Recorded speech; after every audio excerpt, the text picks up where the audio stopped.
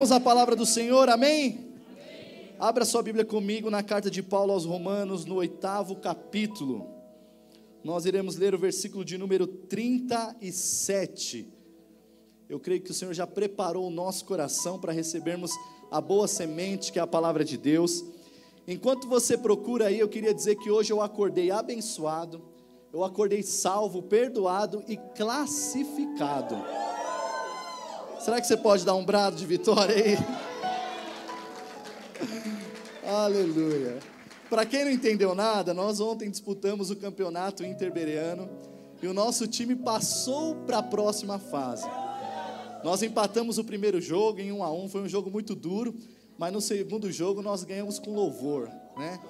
Deus colocou uma unção sobre os zagueiros. A gente tem uma zaga muito forte, é o Rafa, o Marcos e o Paulo. Passou do Rafa, tem o Paulo. Passou do Paulo, tem o Marcos, né?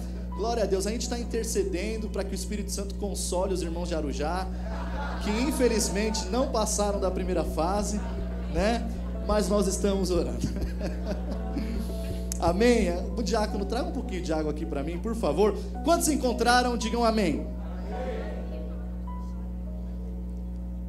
O texto da palavra de Deus diz assim: mas em todas essas coisas somos mais do que vencedores por aquele que nos amou. Vou repetir: mas em todas essas coisas somos mais do que vencedores por aquele que nos amou. Amém? Hoje eu quero lhes falar sobre um título que diz mais do que vencedores. Quantos aqui são mais do que vencedores em Cristo Jesus? Só de nós estarmos aqui hoje é uma vitória do Senhor sobre a nossa vida, porque Jesus na cruz ali, Ele deu um brado dizendo: tetelestai, está consumado. E o véu do templo foi rasgado de alto a baixo, e cada um de nós hoje temos livre acesso à presença de Deus. Cada um de nós hoje, mesmo falhos, mesmo pecadores, através do sangue de Jesus, que abriu um novo e vivo caminho, nós temos comunhão com Deus, e através disso nós somos mais do que vencedores. Meus queridos, o Evangelho de Jesus é um Evangelho vitorioso. A Bíblia constrói essa ideia. Em 2 Coríntios 2,14, Paulo diz que Deus sempre nos conduz em triunfo. Isso é muito claro nas Escrituras. Nós fomos chamados para vencer. Eu não sei como você entrou aqui nessa noite, mas eu quero que você repita comigo: eu fui chamado para vencer.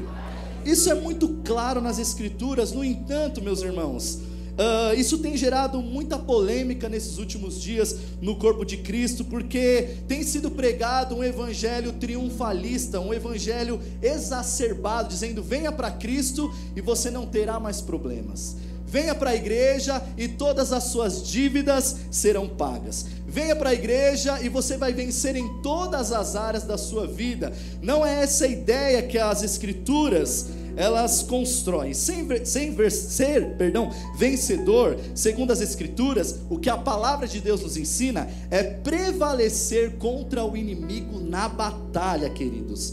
Não se trata de sermos inatingíveis, não se trata de sermos intocáveis, mas se trata de prevalecermos contra o inimigo. Você crê que Deus chamou para prevalecer contra o inimigo? Quando Paulo diz assim, olha, ele usa a expressão: mas em todas essas coisas somos mais do que vencedores. Essa grande questão que Paulo levanta aqui, será que ele está falando sobre um nível mais elevado de vitória? Será que Paulo está falando que seremos mais do que vencedores em todas as áreas da nossa vida? Para nós entendermos na essência o que Paulo está querendo dizer, nós precisamos voltar 2 versículos. Quantos estão com a Bíblia aberta aí?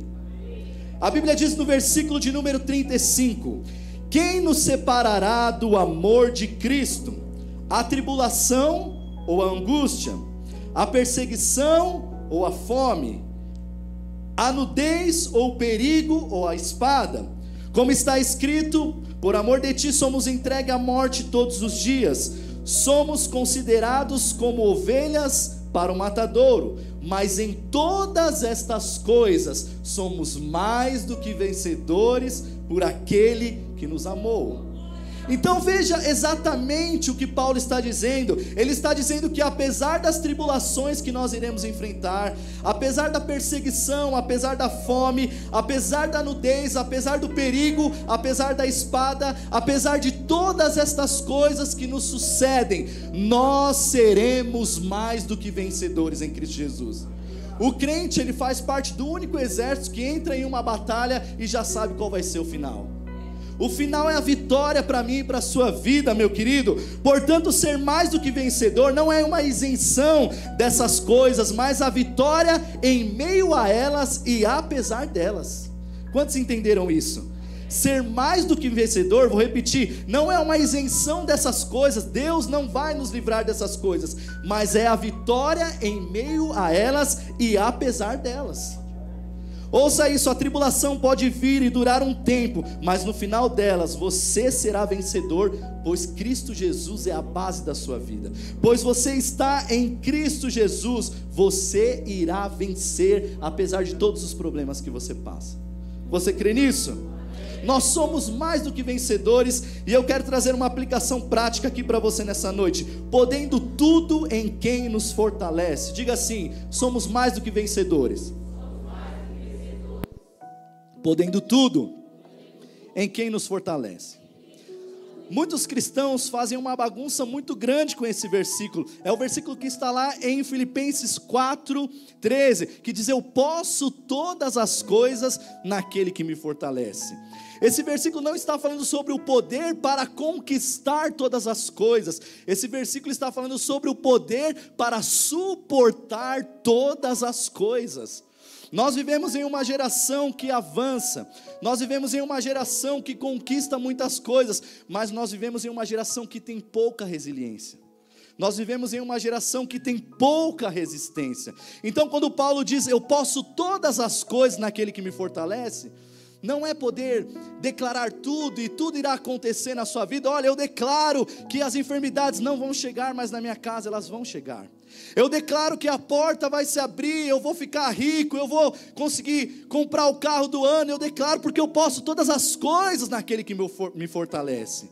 Sabe, isso se chama confissão positiva. Mas Paulo não está dizendo nada disso. Paulo estava falando assim, olha, lá no versículo de número 12 de Filipenses 4, acompanhe comigo se você puder. Sei passar por falta e sei também ter abundância.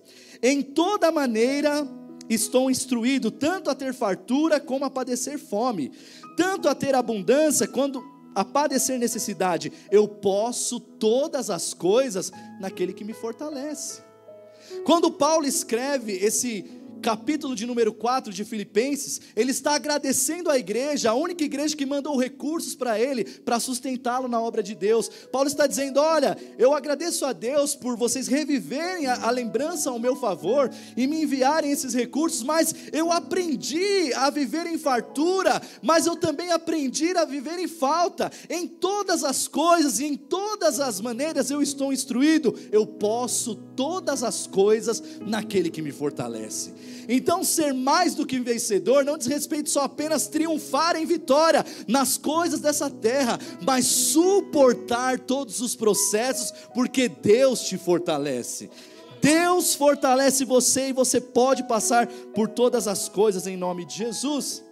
Sabe, queridos, o Senhor está à procura de homens e mulheres que permitam que Ele haja nas estações, independente de qual elas sejam. Nós passamos por estações boas com louvor, mas muitas vezes nós não conseguimos passar por estações ruins.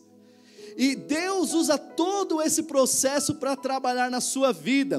Deus usa todo esse processo para trabalhar na minha vida, porque as angústias, as aflições, as faltas, elas fazem parte do processo pedagógico de Deus. Quando Paulo está dizendo: olha, mas em todas essas coisas nós somos mais do que vencedores, é porque você vai vencer no final. Você não vai sucumbir, mas você vai estar mais crente, você vai estar mais forte, você vai estar mais parecido com Jesus, porque Ele vai usar todo esse processo para te fortalecer na fé. Você acredita nisso?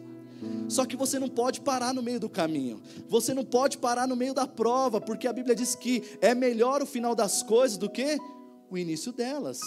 Nós vivemos em uma geração que precisa aprender a suportar. Preguei algum tempo atrás sobre as armaduras do Espírito. Paulo ele menciona algumas armaduras do Espírito lá em Efésios 6. De todas as armaduras que Paulo menciona, ele fala somente da espada, que é uma ferramenta de ataque. Todas as outras são armaduras de resistência. Nós somos uma geração que queremos avançar, mas precisamos fortalecer a nossa resistência. Paulo diz: tomem sobre vós o escudo da fé, para que possais resistir às ciladas do diabo, os dardos inflamados do maligno. Porque a cada dia, enquanto você está passando pela prova, a cada dia, enquanto você está passando pelas perseguições, pela falta de dinheiro, pelo desemprego, o diabo está lançando seta ali. Você vai continuar servindo a Deus? Para quê ir para a igreja? Por que esse negócio de evangelho? Será que não é melhor você parar? Só que quando você toma o escudo da fé, o diabo pode lançar os dardos inflamados. A Bíblia diz que o escudo da fé, ele é poderoso para apagar os dardos inflamados do maligno. Então, quando você não está aparentemente avançando, Deus está te fortalecendo. Enquanto você está aparentemente perdendo, Deus está fazendo de você mais do que vencedor, querido. Porque quando nós estamos passando por esse processo, o Senhor nos fortalece. Quantos podem glorificar a Deus por isso? Quando Moisés foi chamado por Deus para libertar o povo hebreu da terra do Egito, que estava sofrendo cerca de 430 anos, Deus tem um encontro com Moisés na sarça, e Moisés pergunta: mas como que eu vou apresentar o Senhor para o povo?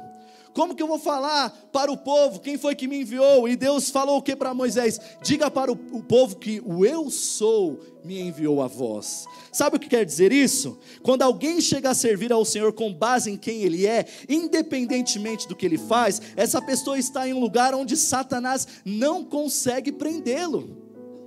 Essa pessoa está em um lugar onde Satanás não consegue fazer dela um prisioneiro, uma vítima. Por quê? Ela está passando por todos os processos, mas ela está adorando a Deus com base em quem Ele é. Moisés, diga para o povo que o eu sou me enviou a vós. Deus é tudo que você precisa, meu querido. Você pode perder um emprego, você pode perder a saúde, você pode perder todas as coisas, mas Deus é tudo que você precisa. Deus é sua base. Então nós seremos mais do que vencedores, podendo todas as coisas naquele que nos fortalece.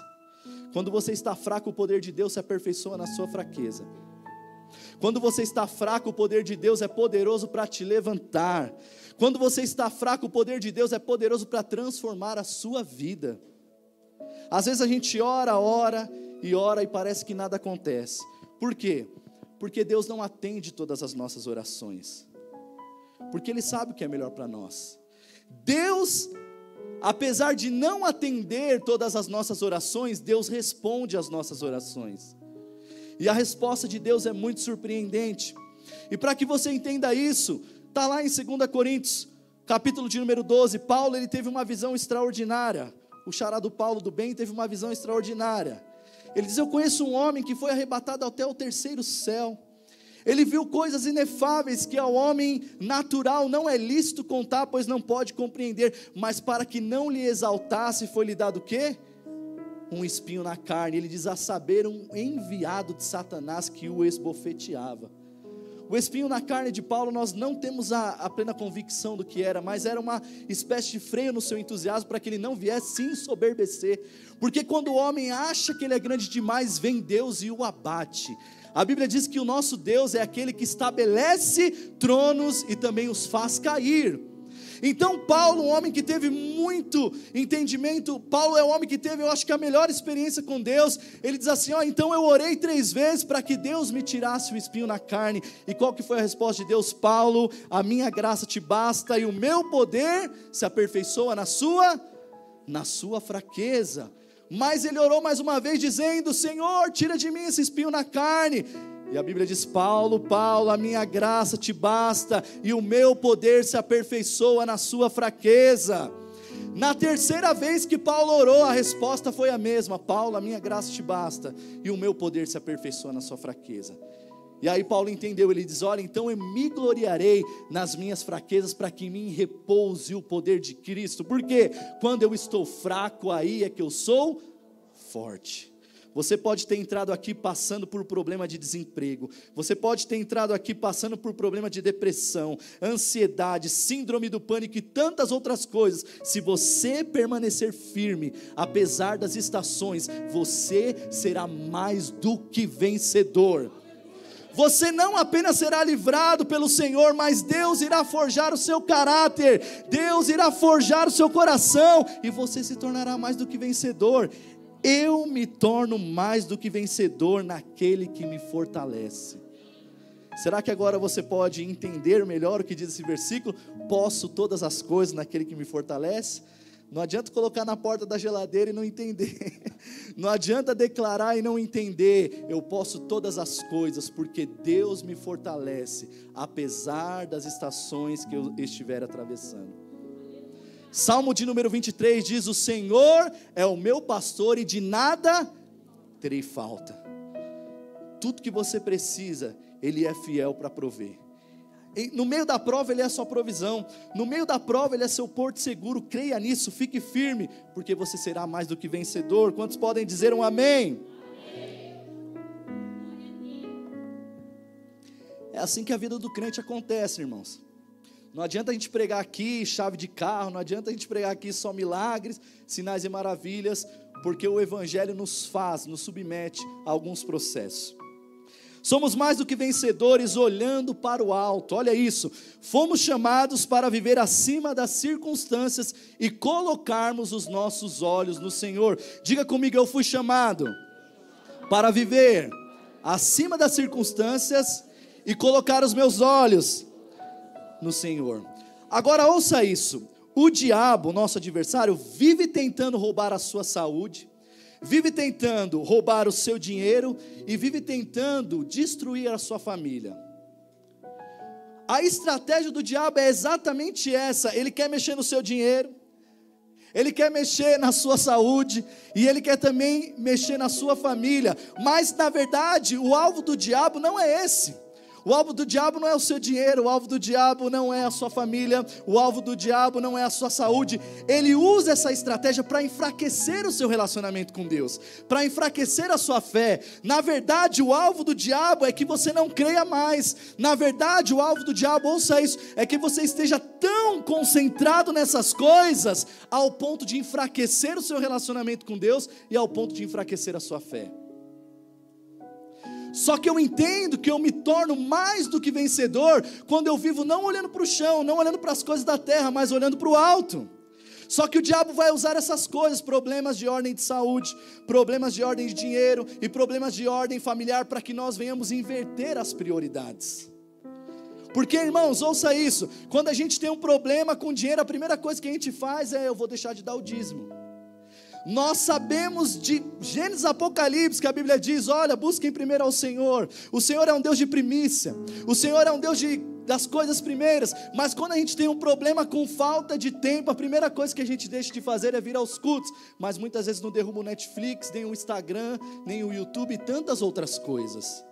Então o diabo, ele é muito estratégico, ele vai usar essas coisas para enfraquecer a sua fé, para roubar o seu relacionamento com Deus. O processo de sermos mais do que vencedores tem a ver com isso. Olha isso: a atual geração de cristãos vivem olhando para a terra, portanto não tem os seus olhos em Deus. O crente não pode viver olhando para as coisas da terra. O crente precisa viver olhando para o alto, porque é de lá que vem o seu socorro. Se estiver passando por problema de dinheiro, eleva os meus olhos para o mais alto monte, de lá que virá o meu socorro. Se você estiver passando por problema familiar, lembre-se desse salmo: eleva os meus olhos para o mais alto monte, porque é de lá que vem o meu socorro. O meu socorro vem de quem? Que criou o quê?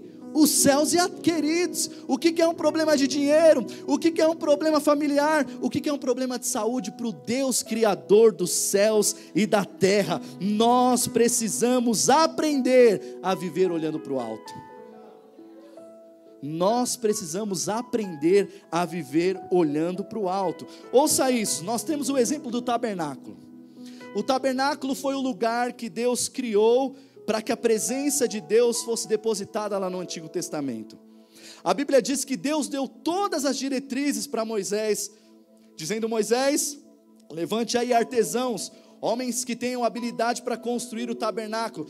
Deus deu cada medida do tabernáculo, Deus deu cada material que eles teriam que usar. E quando Deus começou a colocar cada coisa no seu devido lugar, a ordem para Bezalel foi: vocês vão precisar fazer a tenda da congregação, o lugar mais alto, mais belo, com todos os desenhos, com todas as formosuras. Vocês vão usar os melhores materiais e vocês vão receber a minha habilidade para que seja algo glorioso. E isso é didático, sabe por quê? Quando alguém entrasse no tabernáculo, a primeira coisa que chamava atenção era aquilo que estava no alto. Se alguém entrasse no tabernáculo e olhasse para a terra, não veria nada de belo. Se olhasse para o chão, não veria nada de belo. Mas quando eles entravam no tabernáculo, Deus fez tudo lindo, fez tudo glorioso, para que eles aprendessem que a vontade de Deus, a didática de Deus com isso, era que eles aprendessem a viver olhando para o alto. Quando você vive olhando para a terra, você não encontra nada de belo. Quando você vive olhando para as coisas desse mundo, você não vê nada de glorioso. Mas quando você leva os seus olhos para o alto, você consegue contemplar a formosura e a beleza do Deus Criador que fez os céus e a terra. Deus deseja que nós coloquemos os nossos olhos nele. A Bíblia diz em Colossenses 3, dizendo: olha, se vocês foram ressuscitados com Cristo, pensai nas coisas que são de cima e não nas coisas que são da terra. Por quê? Porque vocês já estáis mortos e a vossa vida já está escondida em Deus. Pensai então nas coisas que são do alto e não nas coisas que são da terra. Você percebeu, irmão, como que o diabo é terrível? Ele vai tocar no seu dinheiro para que você viva desesperado. Ele vai tocar na sua saúde para que você viva preocupado. Ele vai tentar acabar com a sua família para que você viva ansioso. Mas enquanto ele te prende nessas coisas, enquanto ele nos prende nisso, nós só olhamos para a terra. Mas Deus nos trouxe aqui nessa noite para dizer: ei, você é mais do que vencedor, olhando para o alto, que é de lá que vem o seu socorro. O nosso socorro, querido, não virá dos homens, o nosso socorro vem de Deus. E para nós suportarmos os processos dessa vida, é somente colocando os nossos olhos no Senhor. Nós passamos por tantas coisas que às vezes ninguém pode nos ajudar. Eu estava me lembrando essa semana do meu tio, pastor Febrino. A gente orou por ele aqui vários cultos. E ele está no hospital há mais de 2 meses, queridos, há mais de 2 meses. E para a glória de Deus, depois de 4 cirurgias, em menos de 2 meses, na próxima terça-feira o médico vai dar alta para ele. Mas imaginem, irmãos, tem hora que é só Jesus para nos fazer passar por esse processo. Porque senão, se não for a força dele, se não for a graça dele, certamente nós iríamos sucumbir. Nós precisamos olhar para o alto. Vira para o irmão que está do seu lado e diga: e olhe para o alto, querido. É de lá que vem o seu socorro. Quantos creem nisso? Nós temos o exemplo de Estevão. Estevão foi alguém que aprendeu a olhar para o alto. Quando a igreja primitiva estava ali se desenvolvendo, crescendo, a Bíblia diz que teve um problema ali das mulheres judias, juntamente com as mulheres gregas. E aí foram levantados 7 homens, diáconos, homens cheios do Espírito Santo e de sabedoria, para servirem as mesas. E Estevão foi um cara que foi além. Estevão e Filipe. Filipe, que prega ali em Samaria, não é o Filipe discípulo, é o Filipe diácono. Estevão começou a pregar a palavra de Deus. A Bíblia diz que enquanto Estevão pregava, as pessoas eram atraídas. E os invejosos da época começaram a chegar, porque ele pregava a Cristo, ele pregava no nome do Senhor, e havia muita perseguição naquela época. Jesus havia acabado de ser morto ali, ainda era o 1º século da igreja, e Estevão pregando ali, a Bíblia diz que os religiosos não podiam resistir o espírito com que Estevão pregava. E aí eles começaram a se enfurecer. A Bíblia diz que eles começaram a apedrejar a Estevão. Estevão foi o primeiro mártir da igreja, mas ele nos deixa um princípio espiritual poderoso. Enquanto Estevão era apedrejado, enquanto Estevão estava ali quase sendo morto, a Bíblia diz que ele eleva os seus olhos para o céu e contempla os céus abertos e o Filho do Homem de pé, à direita de Deus, advogando a sua causa.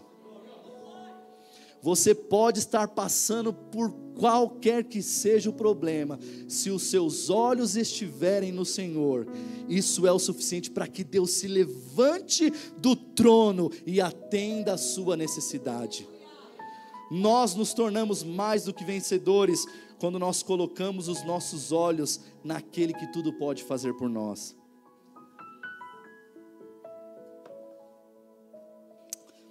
Somos mais do que vencedores quando aprendemos a esperar no Senhor. E isso aqui também é muito complicado para nós, irmãos, porque esperar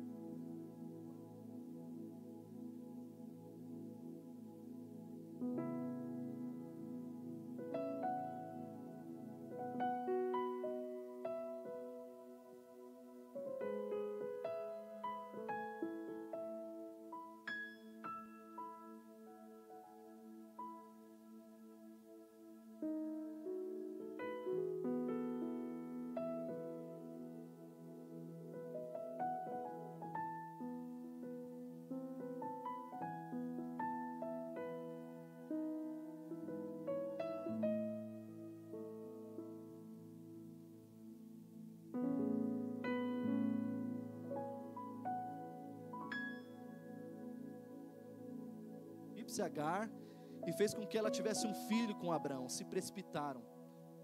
E hoje existe um conflito tão grande por causa da falta de paciência. Deus te trouxe aqui nessa noite para dizer: você já é vencedor, mas você será mais do que vencedor quando você aprender a ter paciência. Vira para o irmão que está do seu lado e diga: tenha paciência, querido. Deus está trabalhando. Amém? Hebreus 6:11 diz: e desejamos que cada um de vós mostre o mesmo zelo até o fim, para a completa certeza da esperança, para que não vos torneis indolentes, mas sejais imitadores dos que pela fé e paciência herdaram a promessa. Obrigado, obreira. Não sejais indolentes, mas imitadores dos que pela fé herdaram as promessas. A promessa de Deus se cumpriu na vida de Abraão, mas passaram-se 25 anos. Quando Deus chama Abraão da região da Mesopotâmia, Abraão tinha 75 anos. E quando Abraão teve o filho Isaque, Abraão tinha 100 anos. Portanto, se passaram 25 anos. Imagina, irmão, você esperando em Deus 25 anos. O problema é que nós colocamos algo nas mãos do Senhor e quando não acontece a gente já muda a estratégia. A gente precisa virar a chave, a gente precisa resolver. Por quê? Porque eu sou assim, pastor, eu sou impetuoso. Mas a palavra de Deus para você nessa noite é: espera e descanse no Senhor. Enquanto você trabalha e não permite com que Deus trabalhe, você vai continuar vivendo em um círculo interminável. Mas seremos mais do que vencedores quando entendermos que não é na força do nosso braço, mas é na força do nosso Deus. Toda promessa passa pelo teste do tempo. O menino Davi, quando foi ungido lá pelo profeta Samuel, na casa de Jessé, ele já recebeu uma unção de rei, mas até que ele herdasse o trono, queridos, passaram-se tempos e tempos e tempos. Jesus, que veio para a terra para ser o nosso Salvador, que veio ao mundo para nos salvar, esperou 30 anos para iniciar o seu ministério, que durou apenas 3 anos. Espere no Senhor e você verá as promessas de Deus se cumprirem na sua vida. O salmista diz: esperei com paciência no Senhor, e Ele se inclinou para mim e ouviu o meu clamor. Ele ouve o nosso clamor, mas tem que ter paciência, e a paciência nos faz entender que o nosso Senhor está trabalhando. Querido, ouça isso: aconteça o que acontecer, saiba que Deus é soberano em todas as coisas, ao ponto de fazer com que você seja beneficiado em qualquer situação. A porta de emprego está fechada, você está sendo beneficiado. Como assim, pastor? Deus está trabalhando no seu interior, nas suas estruturas, e você não está nem percebendo. Daqui a um tempo a gente senta para tomar um café, Thales. Daqui a um tempo a gente senta para conversar, a gente vai falar: meu Deus, olha quem eu era e olha quem eu me tornei. É por isso que Paulo diz que todas as coisas contribuem juntamente para o bem daqueles que amam a Deus. Às vezes o diabo ele acha que ele está te tirando do propósito. Na verdade ele está trabalhando para que as promessas de Deus se cumpram na sua vida. Eu li o livro do pastor Luciano Subirá, ele diz que até o diabo trabalha para Deus. O diabo é o diabo de Deus. Enquanto ele está fechando uma porta aqui, Deus está trabalhando nas suas resistências, para que você seja mais profundo no seu relacionamento com Ele. Então eu me torno mais do que vencedor quando eu aprendo a deixar a minha ansiedade nas mãos do Senhor e permitir com que Ele trabalhe. Porque todas as coisas contribuem juntamente para o bem daqueles que amam a Deus. Agora não é fácil, queridos, esperar. Não é fácil esperar. Tem hora que a gente está vivendo um tempo tão crítico, que aí a gente tem que correr para os pés de Jesus. Preguei aqui no domingo passado da mulher cananeia. A mulher cananeia tinha um problema na casa dela, e ela ouviu dizer que Jesus ia passar por lá, e ela saiu correndo, clamando: Jesus, filho de Davi, tem misericórdia de mim. Obrigado, querido. E a Bíblia diz que Jesus não lhe respondia a palavra, e ela continuava clamando: Jesus, filho de Davi, tem misericórdia de mim. E os discípulos diziam: olha, despeça essa que vem gritando.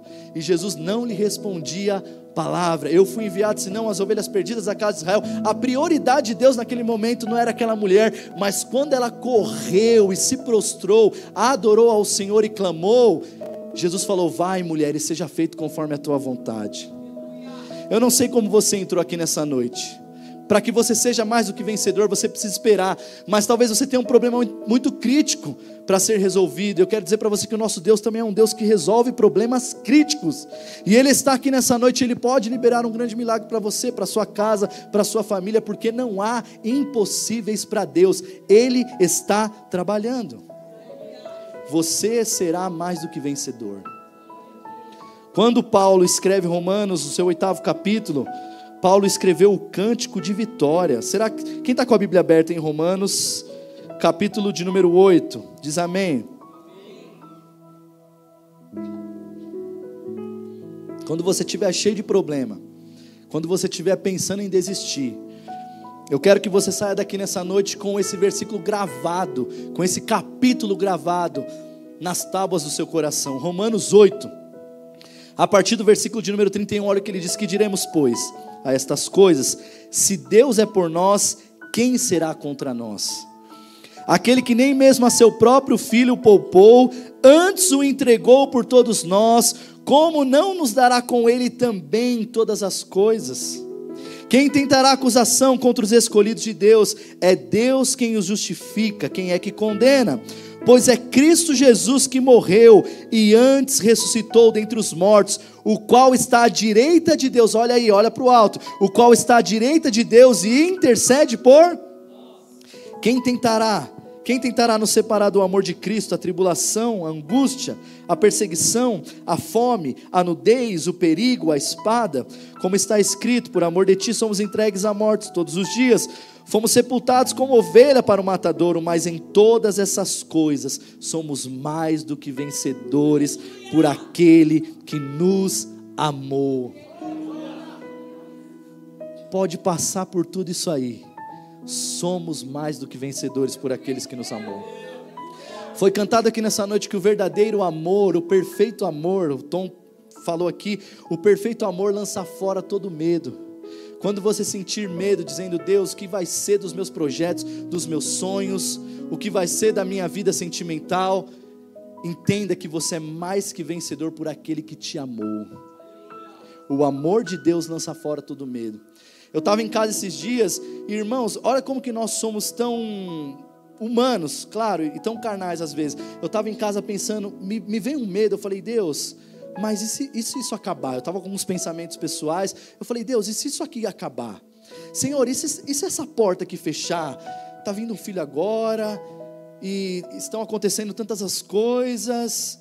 E aí Deus falou para mim: Felipe, entenda uma coisa. O Espírito Santo falou de forma audível no meu coração: entenda uma coisa, estabilidade nas coisas da terra não existe. O Espírito Santo me deu um chacoalhão dizendo: acorda, filho. Você está achando que estabilidade é emprego, é carteira assinada, é empresa? Nada disso é estabilidade para nós. O Espírito Santo me diz: a sua estabilidade sou eu. E me veio um medo tão grande no coração, e aí me veio esse versículo: o perfeito amor lança fora todo medo. Aí eu descansei, eu falei: olha, Deus está cuidando da minha esposa, Deus está cuidando da minha casa, Deus está cuidando da minha saúde, Deus está cuidando das minhas finanças. O que eu preciso fazer é esperar e descansar nesse amor que me alcançou. Paulo diz: em todas estas coisas somos mais do que vencedores por aquele que nos amou. Versículo de número 38, olha que lindo: pois estou certo de que nem a morte, nem a vida, nem anjos, nem principados, nem potestades, nem o presente, nem o porvir, nem altura, nem profundidade, nem alguma outra criatura poderá me separar do amor de Deus que está em Cristo Jesus, o meu Senhor. Irmãos, isso aqui é para nós descansarmos mesmo. Quando será que Paulo escreveu isso? Qual será que era a fase da sua vida? Acho que ele entendeu: não tem nada aqui nessa terra que possa me prender, não tem nada que possa me preocupar ou me amedrontar, porque nada pode me separar do amor de Deus.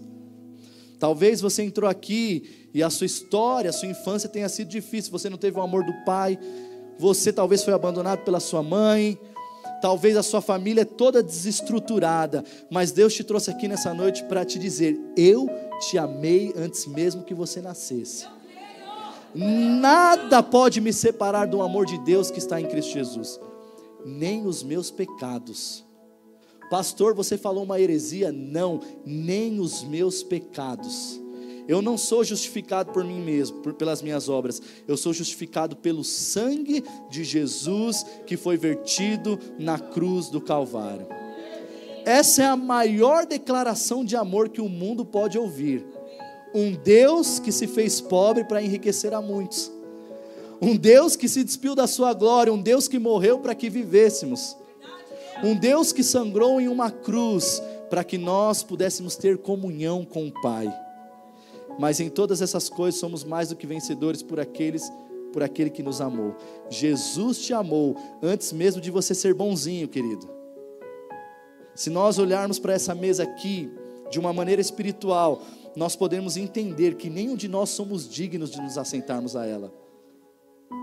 Mas quando ele deu o brado na cruz dizendo está consumado, ele comprou para si gente que procede de toda a tribo, raça, povos, línguas e nações, gente boa, gente ruim, gente pobre, gente rica, gente feia, gente bonita, bonzinho, ruinzinho, todos nós, através desse amor, podemos nos achegar a ele e nos assentar a essa mesa hoje.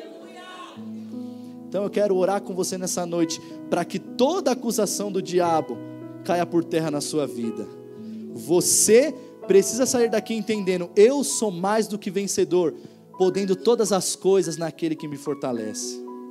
Eu sou mais do que vencedor quando eu aprendo a olhar para o alto e parar de me preocupar menos com as coisas dessa terra. Eu sou mais do que vencedor quando eu aprendo a descansar no amor de um Deus, que a sua própria essência é o amor. Amém? Deus abençoe os irmãos em nome de Jesus.